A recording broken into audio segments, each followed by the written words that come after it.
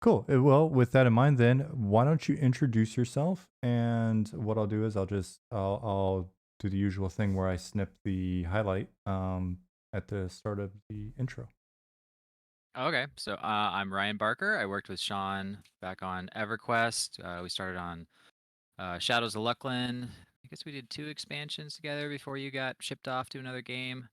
And I stuck around for quite a while. I worked at SOE for almost, I guess it was 13, 14 years, something like that. Um, Worked at Amazon for a little bit and a small startup that Smed ran for a little bit called Pixel Mage Mm. Games. Worked for Intrepid for about a year on some of their stuff, and now I'm back at Amazon. So And yeah, you're back working with Smeta Amazon? yep, Oh, cool. yep. Yeah, Yeah, I'm on the San Diego team. I can't really talk too much about that because we that's haven't fine. announced anything. But Yeah. yeah, yeah. I will avoid that. I will we've only got an hour, so I probably won't pry too much Mm. into some of the other stuff. One of these days I Well, want to go I'm ahead. gonna ask you some stuff too because I've got the like newsletters from your project, but I'm sure there's a bunch of stuff I've missed from various streams. So I'm probably gonna have a question or two for you. Okay. Yeah, that'd be cool. That'll be an action-packed hour then. Oh man, I just got Dead Man floating in the background, so sorry Uh oh. everybody for the screen wobbling. I just parked this here in the hopes of like being able to see trains run by as I'm moving if you want to move as well. So there you go. We have Are you?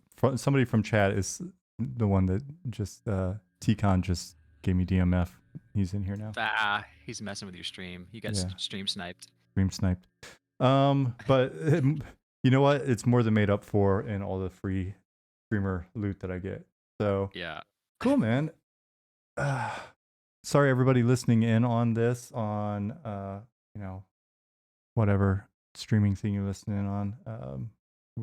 Bullshitting around at the beginning, it happens. So Ryan, as you mentioned, we worked together for a little bit before I wound up sort of bouncing around and getting out of there. But when I was thinking of things to talk about this time around, again, for those of you that are listening in for the first time or watching this for the first time or here in chat for the first time, Ryan was here almost exactly a year ago. He was the second person that I had on stream when you guys suggested that I bring people I used to work with on stream, and he was kind enough to be a guinea pig back then.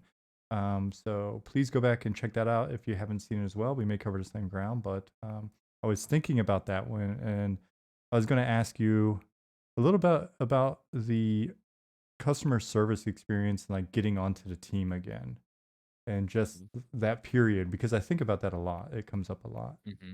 So what was your story there again? Yeah, that's probably the question I get the most, besides like specific individual questions about the games and stuff. Hmm. But is it just how did you get on a game team? How did that happen? And how can I do it? Usually is was what they're really asking. Yeah. Um, so yeah, I mean, EverQuest seemed like I mean, I'm sure there's other companies that were doing this, especially the other MMOs, but they needed a ton of people to sort of guard the servers as game masters. And I'd been playing the game a ton in college, and there were a couple people in my guild that were working there. So they said, "Hey, you should come down and apply." All right, so I came down for Fanfare, the San Diego one. Stayed with a buddy who was a GM at the time, and went over and applied after Fanfare.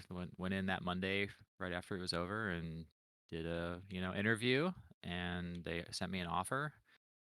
Then I came down and started working there. So I was in college at the time. So this was straight out of college. I went home to my parents' house for like a month before I came down and started that job, June 1st, 2001, and started working there. You were changing names and you know giving items back to people that like somebody teleported them while they were looting their corpse or whatever. There's all kinds of like little weird bugs back then.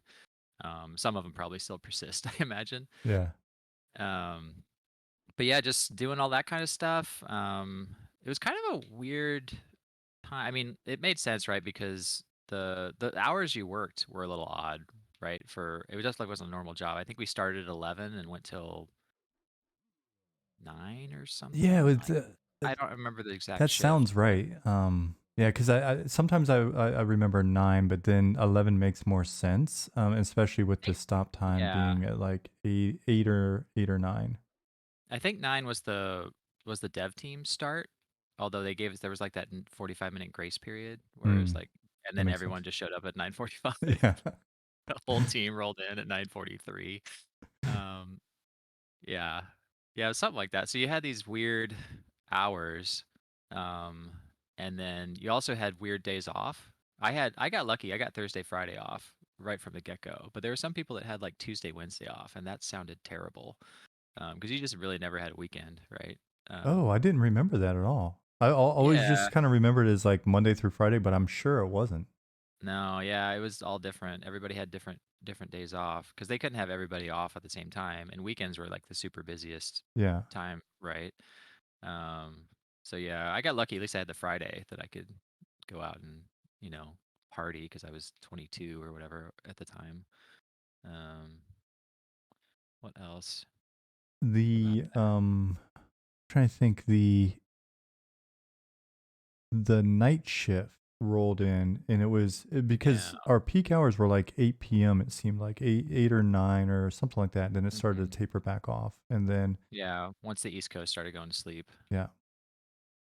And naturally there were a lot of people that never went to sleep, but still it was that, it's kind of riding out the longer tail and then but hmm Yeah, and the like Europeans started waking up around then too, so you'd have people starting to roll in from other countries there towards the end of the day, stuff like that.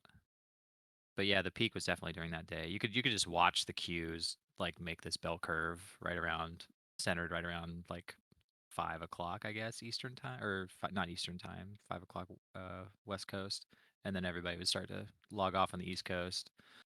Um, yeah, yeah, those curves are funny. The last couple of companies that I worked at, I was a producer that actually had access to our data. The first company I worked at as a producer, I had access to nothing basically.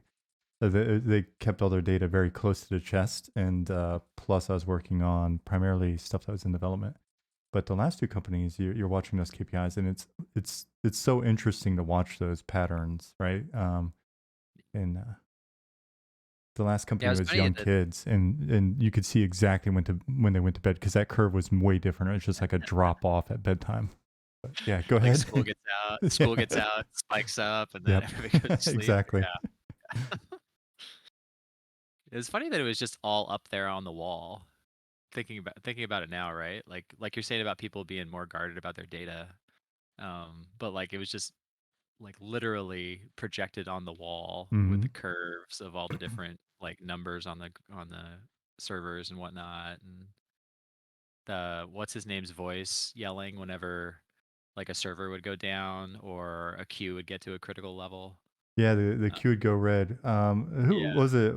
Was it Scotto or somebody that would be yelling, or I forget? No, it was that pre-recorded voice. It was Fippy, right? Oh, Um, Graham. I've actually reached out to him about. I think so. That's what I was told anyway. I didn't really know him, but yeah. Yeah, if it was like an English sounding voice, then maybe it was him. I could have sworn that. Yeah, it seemed, I mean, it was the same three phrases over and over again, so I didn't really get an idea of an accent. You know, it was always like server name is critical or server name is down. And that was all they had ever said. when so when you got to customer service, how long did it take you to start to try to figure out how to get out of customer service and onto a team? I was trying basically from day one to figure out how that was going to work. And since you and Jeremy and Steve were all already doing it, I pretty much knew how that flow worked. Just get the apprenticeship to work the extra overtime, Mm. and um, then eventually, you'd hope to get pulled onto the team full time in some capacity. So yeah, I mean, I just started writing quests in my off time. Like I would come in before work for a couple hours, or I had a computer at home too. I'd work on it there, and just go and write up some quests that I thought would be cool to add to Velius because Luckland wasn't out at that point or whatever. There's probably some in Kunark and stuff I wrote too. Yeah. And yeah, you write some of those up and hope that you could get one of the developers' attentions, and show them the stuff you had written. I think they have sort of, like, for want of a better term, casting calls every once in a while. I feel like there was some sort of like submission process there, um, I but I don't remember remember I remember a submission process for game pitches that was annual. I remember there were periods when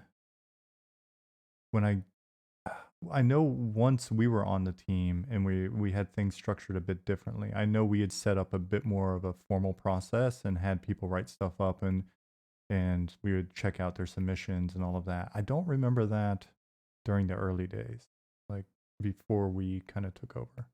Yeah, I don't remember how that process went for me or for any of us at all. I just remember, like, I remember writing a bunch of stuff and, like, I think I just emailed it to Steve because he was working full-time apprentice at that point, Yeah.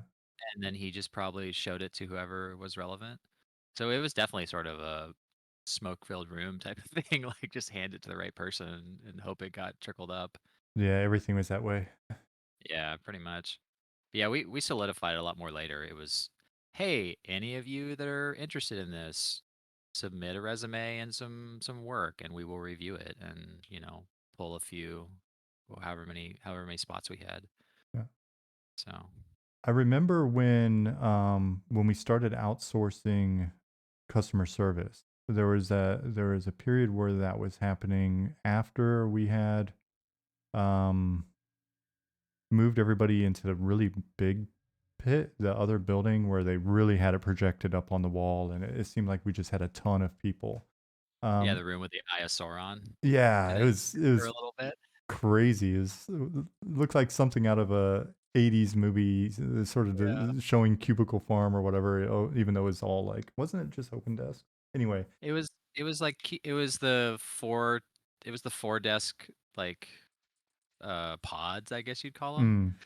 But there was the one desk that was on top that was supposed to be where the manager sat so he could see everybody from, like, a It's physically horrible. higher location. I don't think that lasted very long because everyone thought that was ridiculous, but for a uh, minute, it was like that. yeah. So when after that period, I thought that's when we started outsourcing more of the customer service and kind of cutting back. And I remember expressing a concern to Russ, who was COO at the time, that if we were to get rid of customer service, we were going to uh, kind of kill our talent pool a bit in terms Yeah. of new apprentices. And Mm, that was an actual concern of mine. I mean, because so much of the team had come up through customer service at that point. mhm. Yeah, so one thing that I wasn't clear on, and since I didn't come up from QA, I have much less insight into this. It seemed like almost all the apprentices were coming out of customer service and not QA, and I never really understood why that was. Was the pool just way bigger and it just kind of ended up that way? So Yeah, QA was pretty small, and I could have sworn QA. Uh, I've wanted to get some folks on from there, and in the past, I've had a couple people like Esther and Michelle mention that they might come on. I just got Mhm. to circle back with them and kind of see because they could explain it better. But I could have sworn that QA was actually pulling from CS as well. Were, yeah. But I know later on we definitely had a bunch of QA people. Maybe because CS was starting to get a lot smaller, Mm. so maybe that just explains all of that. But yeah, there was a few. I mean, like Jose came out of QA. Hmm. He eventually did producer stuff, and like you're saying, I guess Esther was in there too. Although I don't, did she ever get actually on the development team at Sony? I I don't remember recall. Esther. She was a big part of the RPG stuff. I could have sworn Right. she helped out a lot Right. with that, and I don't know if she wound up going over to like EQA or where she went from there within the Hmm. company. She's like programming now. I haven't talked to her in quite a while, but yeah, I believe she's up programming for some place near Seattle. Yeah, I could have So sworn. The yeah. company's at the So tip of my tongue. It's one of the names that not to make the company sound bad or anything. It's like one of the older companies that when I think about MMOs of a previous era, I could have sworn she's at one of those. an Um, Obsidian or something like that. yeah. Um, Yeah, I don't know. But so it's funny. I've expressed my concerns from that period was like I was basically praying desperately not to screw anything up and get fired before I could actually get on the team. And then once I got on the Yeah. team, it was like, okay, that's Mhm. fine. I'm good. Yeah, that was a real fear for sure. I mean, because people would definitely get fired. I mean, people get fired for minor infraction probably isn't the right term there, but stuff that was, I mean, there's the one guy got fired for giving himself his character backpacks, right? Like stuff like that, um, which is easy to avoid. Yeah, But yeah, you could also get it for just like I don't know, it, being a jerk to a player who was also being a jerk. Like yeah. that happened. Or the one that I've mentioned a few times is the guy that got fired for laughing at the guy who I think might have just gotten fired or was about to get fired, got pulled into the office, and somebody started making smart ass comments, and Ooh, I didn't know about that one. and uh, and George came out and was like, "So what's funny?" And yeah, I don't know the exact sequence of events after that, but it went from "What's funny" to "You're fired" super fast, which Yeah, led me to believe that nothing should be funny until I get on the team. yeah, yeah. You definitely very try to be very straight lace while you're in the pit because follow all the rules and everything. Yeah. Which is tough because you got players screaming at you a lot of times about stuff, and you just kind of had to take it and you know follow all the rules. Yeah. And I mean, looking back, I knowing my attitude, I don't know necessarily how I did it, but I had to. It just had to be because of the focus I had on like getting the hell out of there. You know, not to say anything horrible about customer service or whatever, but like my goal was to Hmm. figure out how to make games, whatever that meant. Well, I mean, even just the economics of that, right? That's Like you could true. not you could not be a customer service rep for very long just from an economic standpoint, unless you had a bunch of roommates, which we all did pretty Yeah. much. I think we had four people living in a house. We were splitting the rent that way. I don't even think that would work now in San Diego. Like that would be really rough. I don't know what they're paying them these days, but Yeah, it's crazy because I remember at the time I thought it was such a find that I found an apartment, a tiny, tiny apartment that my girlfriend and I could squeeze into for $500 a month cash. And it's just like, so I can imagine it's a bit more expensive. And yeah, we were only it's making like minimum yeah. wage, right? We were making a little bit better than that. I think I remember 23 a year as my starting salary. Um, and that was back 20 years ago. So I don't know what if you retroactively kind of scale the pay there. Hmm. But yeah, 2023 and then 30. I think 33 was when I first got on the design team. But there was a quite a bit of opportunity for overtime too, right? Like Yeah. I remember trying to scoop up 4th of July and things like that, where you get a whole day of time and a half, which was pretty great at the time. Yeah, and when they brought us on to Luckland, since we weren't on the team, when they brought us full time as apprentices on Luckland, we were getting paid more than the 10 hours that we'd usually get as apprentices, which was fantastic because I think we were making, it could be one of those bullshit things that everybody said and it wasn't true or whatever, but I could have sworn we were making more money as apprentices than once we actually got hired initially. I think that might have been true when they pulled us over and we were doing like all that crazy crunch, Yeah. right? Like they were paying us, we'd work 12-hour days and you just had to pay after the 8 hours. I think it went straight to double time or something. So yeah, we were making quite a bit of money there. I guess if you didn't count the royalties, I bet that was probably true, just in straight salary. Yeah, sure. Yeah. Yeah. Just base. Yep. So, um, I remember you eventually becoming the spell guy, especially once Lawrence left. But you went from essentially writing example quests to getting in and working on something that's, I would say, one of the more technical things on the design side. It's up there. What was that transition like, and how did you wind up figuring it out? So I think that started because Lawrence, did you share an office with Lawrence and Steve? Was it the three of you in that room, if I remember right? Yeah, and I think we squeezed. Oh, did we squeeze someone else Rich in at some point as well? That was when the three of us were also being pretty outspoken on certain things, and the office got labeled the office of elite game designers. Um, and yeah, I could have sworn Rich either came in there a bunch or got stuffed in with his, though I can't imagine it. I don't. Was he in there? I remember him being in a cube for a little while, and then wasn't he? Oh, he's in a cube with Kayvon Yeah, there's no way he. at first. I was thinking about it, I think he just came in a bunch. There's no way he could fit in that office. That, yeah, the four of you in those rooms would have been rough. Three was tight. Four would have been ridiculous. Mm. So I think what happened was my recollection is that there were some I needed some abilities for my dudes in some zone I was making. So I went in and talked to Lawrence about what I wanted, and he gave me made them because that was how you did it back then. You didn't make a spell yourself. You told the spell guy, "Here's about what I want," and he would go and like set it up and give appropriate damage numbers based on the level of the zone and things like that. And I think what happened was there was a couple bugs with them. And I went and looked at the data and I said, "Hey, Lawrence, I think this is why this is broke." And I guess I was right most of that time. So he said, "Yeah, it seems like you got a head for this. I'm heading over to EQOA, I think." Did he go there or did he go to Sigil? I don't I think he remember. went to Sigil later Okay. because I know he was definitely on EQOA for a long time. So he ended up at Sigil maybe later. I don't actually remember if he was on. He must have been, but um, yeah. So he was heading off the team and said, "Hey, yeah, you've got a pretty good head for this." And then I got access to the spell database. So I was doing NPC stuff for a while there.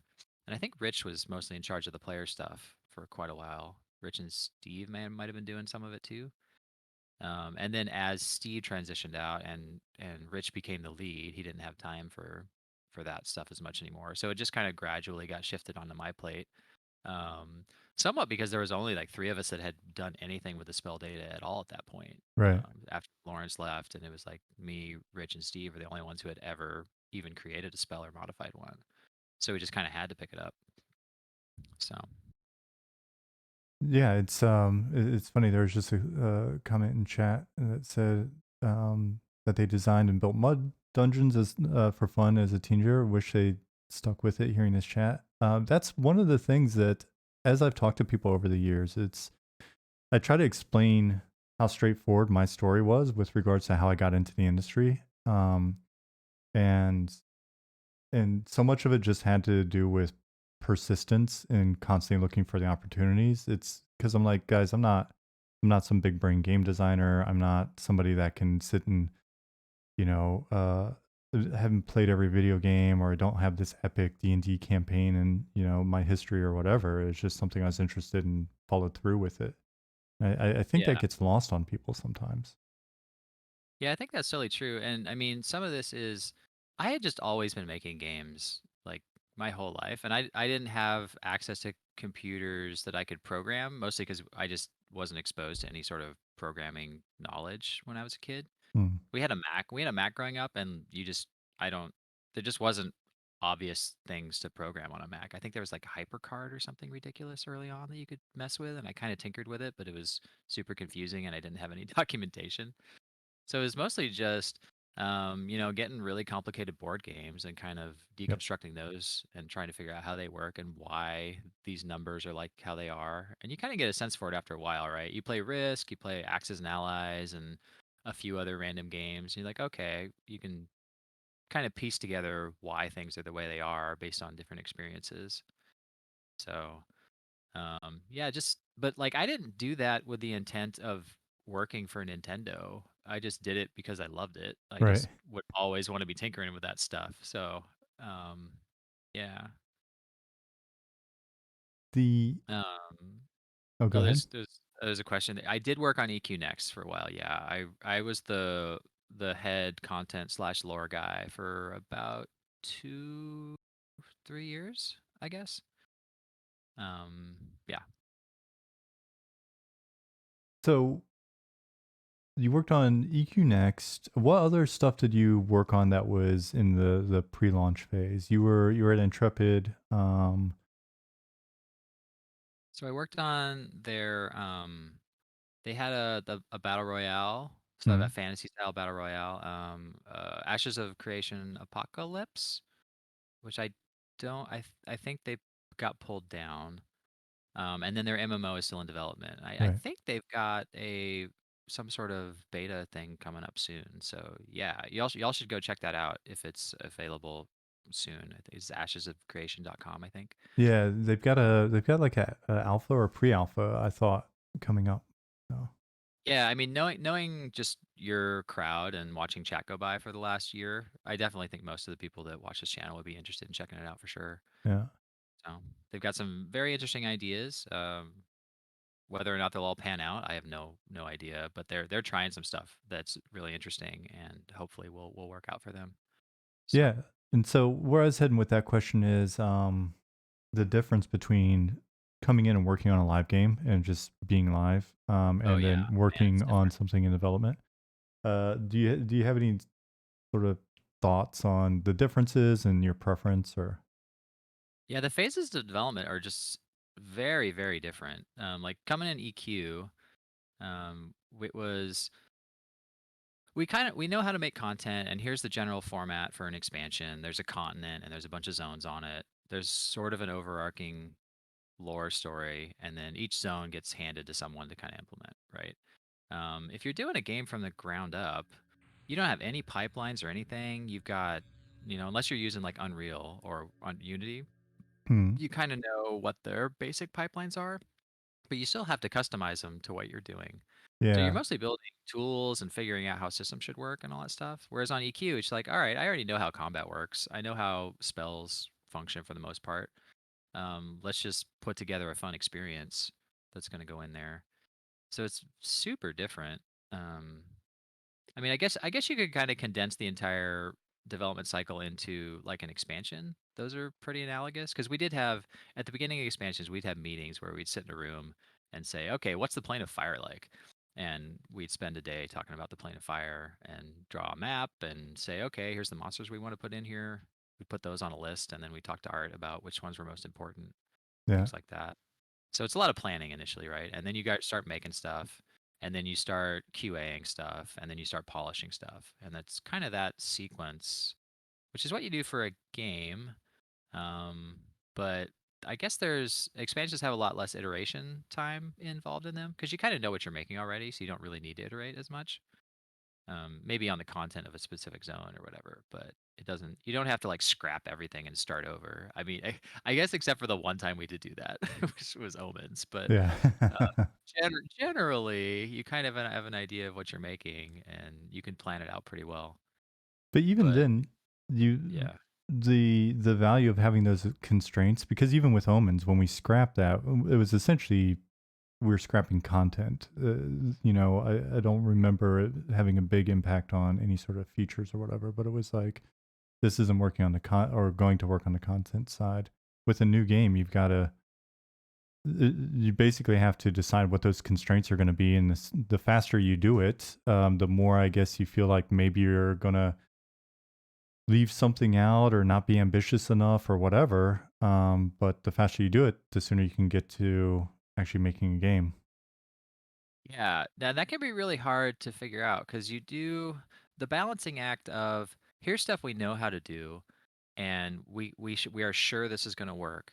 Here's some other features and things that we don't exactly know how we're going to do. Here we're going to push the envelope in these ways, and balancing out, is this impossible, or do we just need to figure out how to do it, can be really difficult and awkward.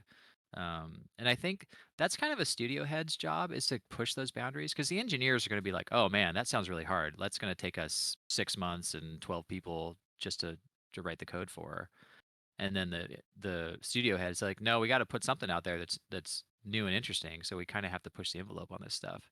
So that's the push pull that I've seen happen Hmm. uh, with the sort of I, I, and it's weird watching that happen from people's reaction to that externally, where they're like, I mean, you saw this a lot with Project Red, right? Where they're like, oh, the constraints of the time, they pushed it out the door and they made him do a bunch of stuff they didn't want to do. It's like, well, that's kind of the dichotomy of game development, is that somebody has to be pushing the people to do a thing to like put a little bit of, I don't know, the extra effort is the wrong word there, but push the envelope a little bit to make it interesting and new.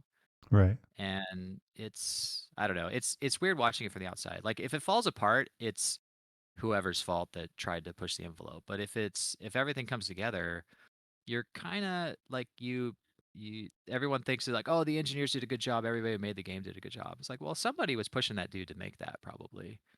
And this is not universal, obviously. It's just this is something I've watched happen several Yeah. times. I just find it interesting.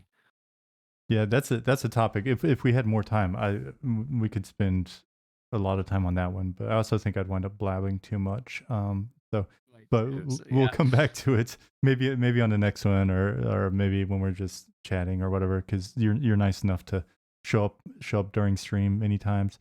Um, there are a couple of questions for you in chat while we're going, because I know we're not going to be able to go through your entire history by any means. So probably be cool to grab some of those as they pop up. Let's see. Do you see them as well? Do you just want to grab them, or should I read them Oh, out? sure. So it's a question. I guess there's a question up high about naming bard spells. Yeah, I named a bunch of well, not all. I for the while I was in doing spells, I named pretty much all the bard songs and everybody else's abilities too. Um, ridic- keep with a ridiculous name. Yeah, I mean, I pretty much kept the format that was there. There was always some bizarre name of a character involved in the bard song, so I pretty much kept with that. So I have sort of a funny story. So there, and this is sort of embarrassing for me, but so there was and you might have been around for this actually. There was a mage ability that was some sort of crazy powerful damage shield that lasted only like 6 seconds or whatever, and I put it in as new hotness in the beta.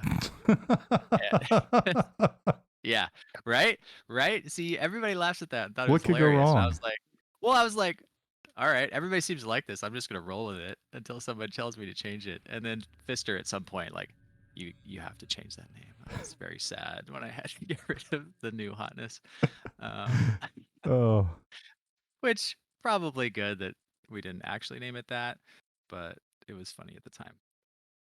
Um, so next down there, can you tell us anything about combat or any content that was made for EQN? From the outside, we never really saw what y'all had created outside of Landmark.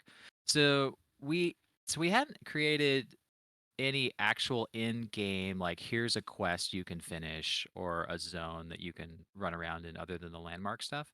That was all the foundational work to be able to make content. And since that never quite came together, we didn't really make anything like actual world that we were going to use for the game. I mean, you can kind of think of Landmark as our prototype zone.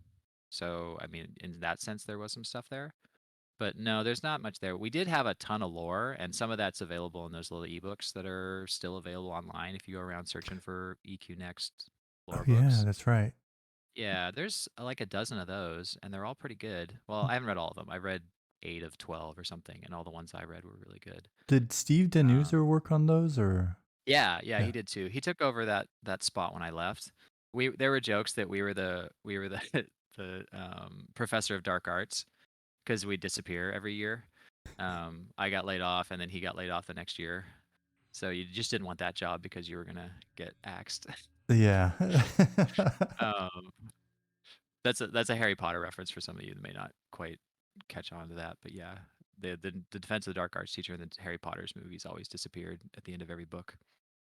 Um, what else? Here we got. I absolutely did not get the reference, but I Oh, you didn't? Okay, understood what the reference meant. meant yeah. And I just laughed along, so no one would know that I didn't No, know. that's good. That's an art, laughing along with everybody. Um, Here we go. While working on new spells, how did the design process typically work? Did the encounter designer provide a rough idea of what their numbers would be? It changed as we went forward. For zone monsters, you would typically say, I need a snare spell that does some damage, and the level range for this zone is 35 to 40. You say, okay, and then you go in and punch that stuff in and Mm. create the thing for that. Later on, for raid stuff, that became more of a trial and error thing, because those were very specific to the encounter, right? Like you might have a guy, a boss that only fires off that ability once every, I don't know, 2 minutes or something, and that could afford to be super powerful Mm. for just the mechanics of the quest. So those were much more specific. And typically that would just be you'd go in and test it and see, oh, this number isn't high enough, and up it or down it or whatever. Um, so it was a mix. For zone design, you typically just have like a rough idea. You hand the spell guy, and then they would go and actually implement the thing. Yeah, it was interesting Uh, for some of those raid spells as well. It was so hard to fully. It wasn't like we were going to be able to test it out in especially repeatedly in an actual scenario where you've got that many people or whatever. So some of it was just like, this seems like it's going to make sense, and let's hope we can kind of test it in beta. yeah, we got better at later on. We would schedule raids for guilds, and they would come in Oh, and yeah, that's do it. right. And we'd have a few different guilds that would come in. Um, so the trick with that was the guilds would go in and they wouldn't be familiar with the mechanics. You'd usually tell them kind of how it worked, just so that you didn't have you wouldn't want them sitting around like trying to figure out the triggers and the keywords or whatever that were supposed to happen. So you'd go, Mm. okay, here's the deal. The ads are going to come in. Some of them are going to be not be measurable. You basically like write a short Wikipedia article on the encounter, right? Like sort of the Mm. guide for them to go through, and then they'd go try it out. And you'd usually make it so that they could kind of barely beat it in beta, and then you made sure all the mechanics worked and everybody could finish it and all that. And then you'd up the damage, you'd Right. I up the was about to difficulty like say. 20%. Yeah, you'd jump up it like 20 to 40% because the guilds on beta were not trying hard. Like they were trying hard, they were not trying their best. So you would assume that if you left it where it was, it would get destroyed on live as soon as it launched. Yeah. And it's not that they were slow rolling. It's just that like it's beta, and it's not the same as trying to go and beat this encounter on live and get items for your actual character that you're going to keep forever. So that was just an adjustment we had to make based on experience. Like we put some out exactly how they were in beta, and they just got rolled Yeah. immediately. So we learned that pretty quick. It was a weird sort of intuition thing. Like I've said, I'm not a great numbers guy, and don't profess to be the best designer in the world. But when I was doing encounters, there you get that sort of feel about how much to kind of tweak it above certain values, or Mhm. referencing if I was kind of kit bashing elements from other raids that I've been on or other fights, and it's like, okay, I'm gonna pull a little bit of this, and I know what this feels like, and it's just there was an interesting amount of just kind of sprinkling a little salt in instead of measuring it, and the shit kind of panned out. So it was Yeah. weird. Yeah, it was a whole lot more art than science. You definitely there wasn't a formula somewhere that said, "Oh, level 30 mobs always have a 200 point DD effect on them," or Mm, whatever. Just the context was so important for which mobs were next to each other. Like, is there one with a big stun and a guy next to him that fires off a giant fireball? That makes it way worse than if they were right. individually separate, all that kind of stuff.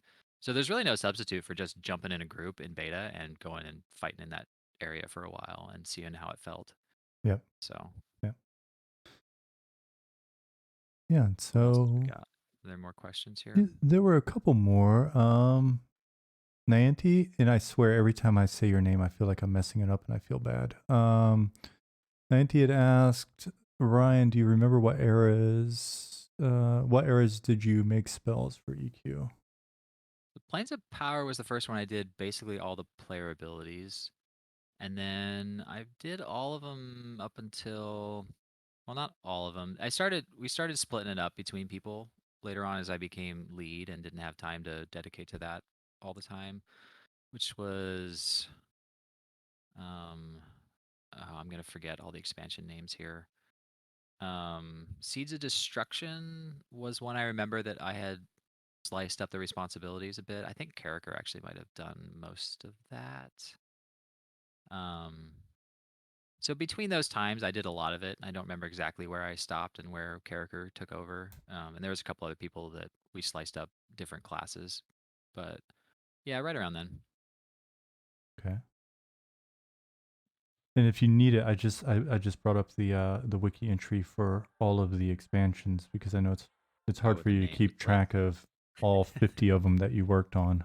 So if you need that, just let me know. I can pull up some I could info for you. I could probably come up with them if I needed to, but that would be like a giant chunk of the stream that is not going to be very interesting. Of Giant this chunk guy of the stream sitting is around, just yeah, like reading out names. yeah. Uh, let's see. Frank the Bank, you had a question earlier that's already scrolled by. It was about the levitate and plane of fire. Do you remember anything on that? Because that's come up a few times, and I think I've given a bunch of different answers. Yeah, I Plane of Fire was one I didn't hardly touch at all. There were other designers making that one, and I didn't do any of the quests or anything in the zone, so I knew very little about what was going on there. Because the thing is, you could levitate and skip a bunch of stuff and get to the end. Am I remembering it correctly? I think that's what it was. You could, or there was some sort of pathing exploit with the wall or something. I honestly don't remember. Hmm. If that's the case and it didn't feel like a complete exploit, then I could probably picture us, because I remember us designing that one. Like I remember the whiteboard sessions for that one pretty specifically. Yeah. And that's one of those things where it might have been one where we put in, hey, this will feel fun and kind of exploity, and you'll skip content that it doesn't matter if you hit anyway, especially if you're capable of fighting at the end. Um, but if it's just an exploit, then maybe we weren't being that clever, and it's just broken shit, which happens. I mean, fire was, um, it was mostly outdoors, so we weren't planning on that being like a progression dungeon zone. So I think it seems fine that you could jump over a wall and go fight stuff on the other side. There's all kinds of stuff like that all over EQ, right? Like most of the outdoor zones are not really meant to be a crawl. They're just like find your camp and Right. kill whatever's around you. So, yeah. I don't remember that being like a big thing on the dev team of like, "Oh god, how are we going to fix this?" I think Yeah. everyone just went, "Yeah, sounds about right," and rolled on down the road. Yeah. No, makes sense. Yeah, it's funny. I mean, I know you've got limited time today. We're already at almost coming up to the top of the hour. It's fun now that now that the stream is a bit more stable. Knock on wood for these things. I would love Jesus. to. Well, I mean, you've already been here for an hour. If it shits out, That's then true. then we're mainly good. But it'd be nice to, as you guys have time, maybe get you to come on again, because there's just it's so hard to cover all of it, especially with people's Mhm. questions and stuff in one session. And I also want Mhm. to try to get a few of you on as well, because I think it'd be really fun to sort of see the interaction between folks like you and Akil and Jonathan and others. So, Mhm. um, Yeah, no, that should be super fun. I love watching I've watched quite a few of your VODs, and I especially watch the ones of people I worked with a long time, right? Like just super interesting to hear stories that you were there for and their take on them. So, yeah, it's if we can, I figure if we do enough of these, we'll start to get like a fairly solid image of what it was like back then. Maybe we could all collaborate. We'll put it in a book. It'll be a it'll be a great seller. There's we'll a huge sell market. dozens, We'll sell dozens of dozens and copies. dozens. Um, but yeah, so the it's funny. A lot of EQ Next questions come up, and to me, that kind of that feels like there are a lot of folks that are really wanting to see what that next iteration of EverQuest looks like. I think this one's both beyond beyond the both of us, because neither of us there anymore. But it's interesting to see that um, people really want more to happen with the IP. Do you, looking back on it, is it still your favorite IP or? Um, yeah, I think so.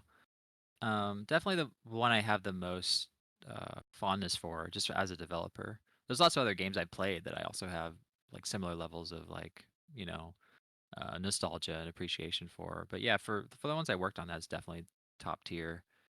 Probably for sure the best one. I mean that this is the one I've kind of considered, the only one I've ever considered getting maybe a tattoo Ooh, regarding. So, um, I don't know if that's actually going to happen or not, but that's the one I've been kind of thinking about for a while. Is like that was the one I would feel okay doing that for. I mean, just because I spent so much time on it, right? Like that was just a Mm. giant chunk of my life. It got me involved in games, pretty much changed the trajectory of my career, all those things. So it's just a very important piece of my life. Um, but yeah, it is. It was sad when that game got canceled. It was sad when I got laid off as well. But it it made it worse when it got canceled for sure, because there were all those ideas and time I'd spent writing all that stuff, and I was involved in the initial designs of the reboot, right? Like at one point there was a sort of EverQuest 2.5 in there somewhere that was mostly this. It had all the same um like pillars, I guess you'd say, of a normal sort of standard MMO game. And then we took that and just tore it apart and started over. So I got to be involved in the very early design process of all that. And to Interesting. watch that just kind of burn to nothing was really painful. I assume there's a hard drive somewhere that has all that stuff on it at Daybreak, but I don't know for sure. It might just all be gone at this point. So it's weird to think about. You know, I spent 3 years of my life writing up a world that was based on the old EverQuest, and um, now I don't know what if it's ever going to see the light of day other than those books. The books are a nice artifact though. Like I like that those exist. At least there's something there. Right. Yeah. It's the people in chat talking about getting matching tattoos.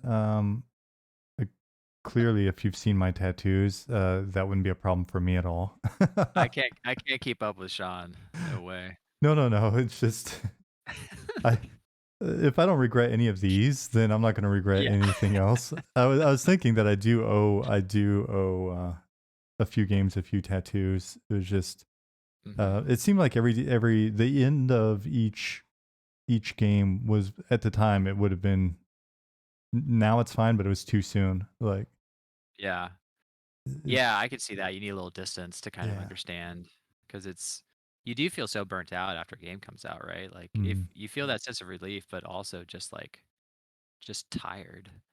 And it's hard to understand if you what the thing you made was any good or not. Because a lot of times it doesn't actually matter what people think of it. Like if you still think you made a good game. So I don't know how the people who made this game feel about it, but this is how I feel about it. I feel like the most recent Prey did not get enough attention, and even if they kind of got mediocre reviews, like that game is amazing, and everybody who worked on that should just feel awesome about having produced that thing. I don't know how they actually feel, but that's an example of, you don't really know until you look back. And I think a lot of right. people are kind of recognizing that about Prey and about even some of the stuff that we did back in the day that people were complaining about. Um, you know, and I can't tell if that's nostalgia or not. It's hard to say, but in some ways it doesn't matter. Yeah, I don't think it does matter to be honest. It's funny you've got for people that are just listening in, Ryan's got the Planes of Power poster, like the cover art behind him. Um, and it's funny when I see that that visual is, it makes it so easy for me to go, damn, that's badass. I can't believe we made that. And at the time, it was kind of like, all right, we're just making this thing. Let's make this thing. This is pretty cool. It's like, Do you still have the prints they gave us? I've still um, got one somewhere. I believe I've got a lot of. I know I've got a lot of random stuff in storage that I just couldn't bring myself to get rid of. And I think I do. I think I've got like a cardboard tube with a bunch of the prints and Yeah. stuff in there. Yeah, I've Um, got Lucklin and Pop framed, and I was dumb and never got them signed. I don't know why I didn't just bring them in and have the team all sign the posters, but I never did. there was a lot of that type of stuff that I look back now and I'm just like, why didn't I? Yeah, why didn't I get everything signed? Why didn't I keep one of everything?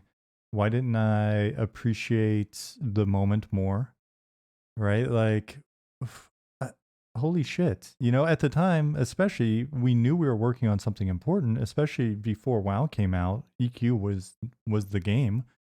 But I don't know if it's being young or uh, egotistical or what, but it felt like the beginning of some great journey that was only going to get better and better and better. and I didn't take the time to actually appreciate what the hell was going on. Yeah, I think that's just super hard to see when you're in it. Like you just don't really understand what's happening to some degree. But I feel like we did. I feel like we took it seriously. Like we knew we were doing something important. Um, kind of what you're saying. Like I don't know what we would have done differently. Like, would do you think you would have gone and I don't know, like you're saying, like had everything signed and made sure we had all these pristine copies of all that stuff? Like I mean, I I kept some of that stuff, but I mean, I feel like I got like a one of everything. I still got like the Plains of Power wine in the bottle, I did like too. Yeah. Did you have the unopened. champagne? Did you get the 5-year anniversary champagne that I'm Oh, sure I is think terrible now? I don't know, but I've got that stuff. Um, I got a gift that was totally off topic. I got like a 9-year old. It was like a bottle of 9-year old rum that's been sitting in the storage unit for going on 7 years. So that's pretty cool. It's 16-year 16-year-old old rum. rum. Yeah. But the no, I did not store it properly, Scorn. But yeah, so I grabbed a lot of that stuff. So I have that there. But I guess the thing that's impossible to have done, maybe, because I think I've matured a ton since then. In some ways, other ways, I'm still a 15-year-old. But I Aren't we all? building better relationships during that period would have been good.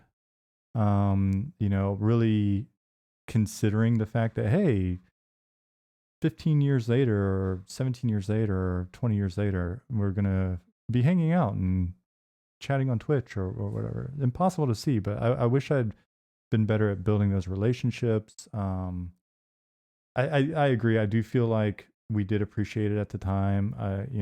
Hell, every time I got a royalty check, I wrote like a letter to Smed and Russ and those guys and like thanked them for, giving me extra money every Oh, quarter. wow. Right. That's yeah.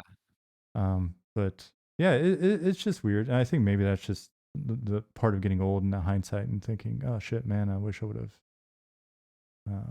Yeah. Yeah, I definitely have my fair share of that stuff for sure. Just wishing you'd done stuff slightly different. I don't know. It's all worked out pretty well for both of us, Oh, so for sure. I'm not looking to change too many things. Absolutely none. Yeah. Yeah, no regrets. I'm happy with with where I'm at every single day. And it's been that way for a long time. So I couldn't change anything. Yeah. Oh, speaking of which, at the beginning of this, I don't know if you still do. You mentioned that you had some questions for me, and I'm very Oh yeah. curious. And since we're right at 9 o'clock, I think. Yeah, we got a few more. I can stick around to like let's say 9:15. We'll cut it off there. How about Cool. that? Yeah. So I mean, I'm sure there's little bits and pieces in your stream and stuff, but I know basically what's in your newsletters, and that's mostly it. So I've seen you build what is I'm not going to call it Freeport, but it's Freeport's spiritual successor, we'll say. And you got the pickle characters and stuff, and Hmm. you don't have anything animated in game yet. Like I saw some of the models, but is that still true? That is still true. I was just talking to Ali a little bit about that this week. So we've kept the team very small and we're being pretty frugal. There are opportunities to just either purchase the animations or hire them out, things like that. But we haven't been in a rush on some of that stuff because we were just talking about this the other day. The old story about like Miyamoto having just a little cube or whatever for Mario, and it's like, all right, if the cube's jump feels good, then we'll animate it. And Ali and I were talking about that the other day. It's like the work that Nick's doing, on the design side, and the behind the scenes work that Ali's been doing with the server and the database and the tools and all of that. We figure, why rush too much in parallel and continue to just get gameplay to feel good, and then we'll focus a bit more in the coming weeks and months on animations and continue to blow out the 3D art and stuff like that. Cool. Yeah, I don't think you need character. Like getting a character rigged and animated and everything is a giant lift. So you definitely, if you can hold that off while you're doing some other stuff, that totally makes sense. Um, The and you're new still tools zone make based, it correct? easier. So I will Oh say yeah. I've spent some time like just reading up, and the thing with Ali now that his time's freed up, he kind of seems to have a big passion for this stuff as well. He's always like sending videos of, check out this new, animation like system and blah blah blah. So it's he can hop in on it. But yeah, sorry I interrupted you. No, that's fine. I'm just trying to figure out. I'm sure there's just lots of little nuggets of information from your stream that I'm trying to pull out. There was some topic that came up, and I'm afraid to click over to the other Discord because I'm afraid it'll like end the call or something. But Oh yeah. there was something in there that the group was talking about that I found really interesting, and it was like it was regarding sort of social structures and um, sort of like shared pain in a sense, and how that contributes to a game world, and some of that stuff. Um, and without an actual question, I don't know that I can. I don't have an Yeah, actual the question for you, but like some of that stuff is really interesting, and some games take such dramatically different tacks to it. Do you have sort of a sense of like what you're going for there in terms of, I don't know. I guess what's your social stickiness plan is probably the way a publisher would ask you, right? Like, right. Yeah, I was like, so we're looking at your deck and we're wondering, yeah, yeah. so how are you going to maximize retention through yeah, so I think so the first element of the social stickiness plan is the decision to be pretty niche, like really be niche and go, all right, so we know that we're making a game for a subset of players. And so when we have discussions about shared pain and things like that, we know that, and I think I know the thread you're referring to. For those of you that are new here, or just listening in or whatever, and you don't know what we're talking about, as a result of starting this stream, the basic progression of the stream was I started streaming to play EQ again because I hadn't in like 16 years. Decided to stream it. People decided to ask me a bunch of questions about EQ because I did a clickbaity, I'm a former designer playing EQ on Twitch, right? And that got people in here. They asked to talk to people that used to work on the game. And so Ryan and other people came in. And then over the months, we started talking about, well, what is it about EverQuest that we love so much? And how does that differ from newer games? And a lot of people have a lot of opinions on this. And there's a market for it, right? Pantheon and other games have looked at like how do we make something that maybe taps into that earlier feel. And so from there, we really spent a lot of time on the stream just sort of chatting about these ideas and kind of co-developing in a sense. And that led to us going from joking about making a game to going, screw it, let's make a game. And then I've been really fortunate to meet extremely talented people here on the stream that have been pitching in or coming in and chatting and stuff. So the game that we're working on is the name was just formalized and announced last month or so, Monsters and Memories, and we're declaring this is a very niche game. And so when we have discussions like the one that's in our Discord right now about, I think it was death penalty, corpse recovery, the topics that come up around these types of games, especially in the EQ environment. Um, it's easy to see where when someone may not be the right player, and this isn't to pick on the individual in the Discord at all, because they're great and they hang out here as well. But when they're like, well, that seems like a waste of time to do a corpse recovery or whatever. It's like, well, this game, if you can't learn to appreciate it, either through our discussion or from playing the game, then you're probably not the right player. And so what we're doing is we're already churning a bunch of people from the onset, which so that I think that approach allows us to improve retention because we'll probably not even have them, or they'll come in and they'll churn quickly, and we accept it, and we're not going to chase our tail trying to keep them. Um, the the discussion that we're having there is about a bit of shared pain, but when you look at like the details of the discussion, there's a lot of class interdependency being discussed. All right, so if I've got to get my corpse, what does that mean? And we all know if we played older games or EQ or whatever, it's like, all right, so that means I either need to have an ability set that allows me to do that on my own in a way, or I'm going to have to, solicit help, or there are going to be certain classes, whether it be monks or rogues or whatever, that can, you know, help facilitate that. But what we're looking at is, all right, so then are there things that we can add to the game that are an extension of those systems that may actually be something that's new? That's in our new category instead of the 70% that's, the game you've played before, where we, incentivize that behavior. And there's ideas like that we threw out, where it's like, all right, well, maybe there's some benefits to helping people with corpse recoveries, and maybe you can, maybe there's a subtle system that allows you to, like an adventurers guild, that you go there and you can, and this is a bad example, but oh, there's a list of corpses that people need recovered, right? And so it's looking at some of those Board for elements and corpses. seeing, hmm, Like a bounty board for corpses. yeah, right. And that was like a dead simple example that we threw up in the discussion, I think. But um, I I believe that and we've talked about this before, the pace is another big factor.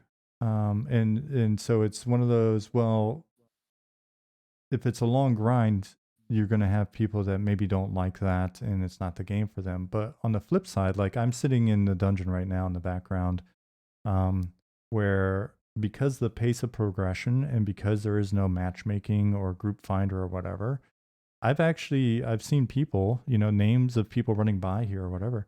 Uh, I've incidentally gotten to know them over the last 5 days or so, and they're not progressing way faster than me. So we retain value to each other, and we can kind of get to know each other. And they know that I, joke around a lot as I'm playing a gnome. And so they're like, hey, what's going on? They'll role play back or whatever.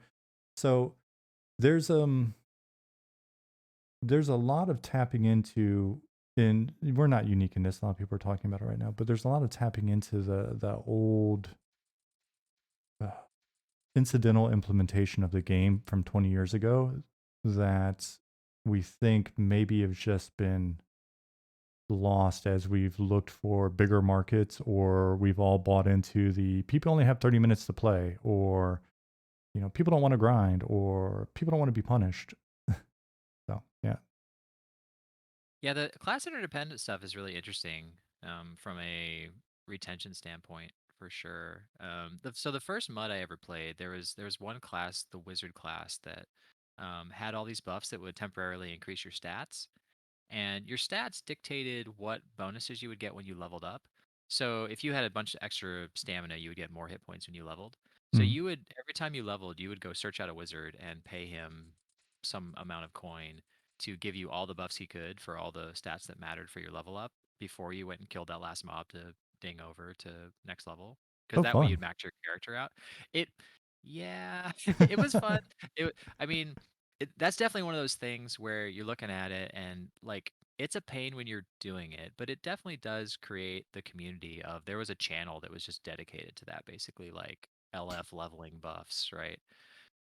So stuff like that is interesting. It's like it's definitely a double-edged sword for sure, but I can see where you would get a lot better retention rates for people that were sticking around for a longer time because they were really into all this stuff. But yeah, I think you will lose some more casual types that just don't want to, the first time they sit there for half an hour trying to get, you know, their corpse back or whatever, and they're like, I'm out. Um, Yeah. yeah, Yeah. I think the people that come into it and never experienced it before, odds are, if they don't know what they're getting into, they're liable to churn. And I think we've got to be okay with that, because instead of trying to retain, this is nonsensical, because of course we want to retain as many people as we can. Everybody does, right? But sure. I think there's something about, if it comes down to either compromising the integrity of the concept that you have, or let's just say that we have, versus, um, churning a majority of people, but still retaining a number of people to add to that core base, right? As long as we're continuing to add people that are part of the core over time, you know, if the numbers are making sense and it's a worthwhile endeavor to continue to pursue. I believe strongly in this idea of creating something that has a very distinct identity, that retains a core group of players that know that you're going to honor why they're there and investing time in the first place. And over time, given how big the total addressable market is these days and only getting bigger by tens of millions of players every year, as you know, kids are aging out of Roblox and more, you know, people are coming into this environment where when we first started, to have 450,000 subscribers was insane. Nobody had video cards. Yeah. Yeah, And, it's nuts. and so I think if we have something that has a distinct identity and it's sustaining itself, then over time it can continue to um, either grow or sustain. And I would be happy with that, right? Like even if it's subtle growth. Yeah. So I will ask you a question, and I do not expect an answer. You can answer it either next time we talk or in the Discord or whatever, wherever you feel like. You could even just answer it after I leave here. But um, so I had a conversation with Akil back on at SOE. He was in charge of EQ2, and I was on EQ1 at the time, and we were talking about why people get so angry at an MMO. Like a lot of times people will quit an MMO and they'll just be really, really mad about it. So we were kind of talking about that. And my kind of thinking through it, my statement was, well, EQ is a way of life more than and this is just MMOs in general, right? Mm. They're a lifestyle, right? You have to spend so many hours in a given week to even just kind of play an MMO that you're kind of choosing a lifestyle there. And Hmm. in a lot of ways, it's kind of like picking a significant other, right? Like it's a Hmm. girlfriend or a boyfriend in a lot of ways, just in the way it affects your life.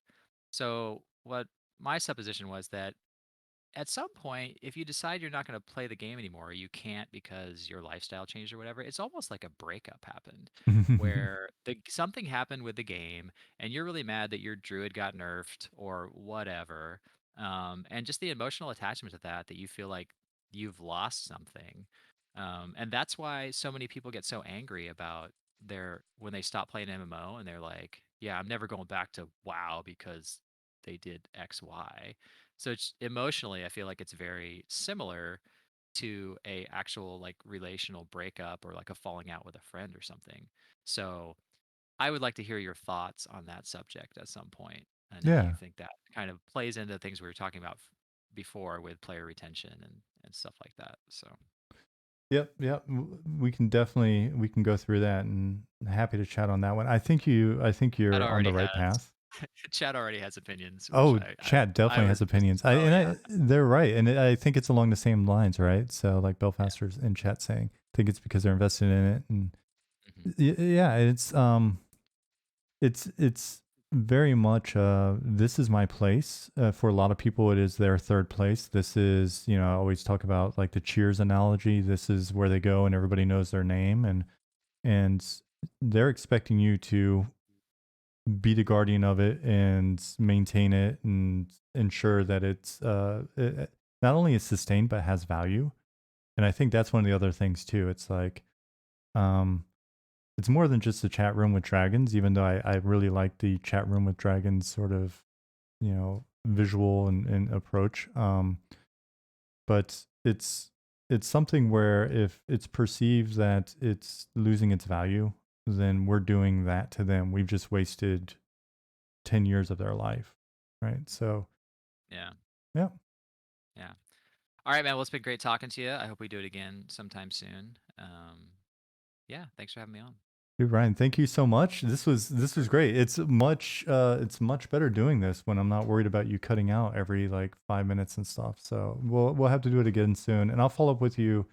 I'll follow up with you in Discord on maybe when and maybe some topics or something like that. And then also maybe just like, hey, do we want to wrangle somebody and have some more folks or whatever? So, but No, that'd be fun. Yeah. thank thanks a All that ton, sounds dude. great. Yeah. All right, man. Have a good one. All right. See you, buddy.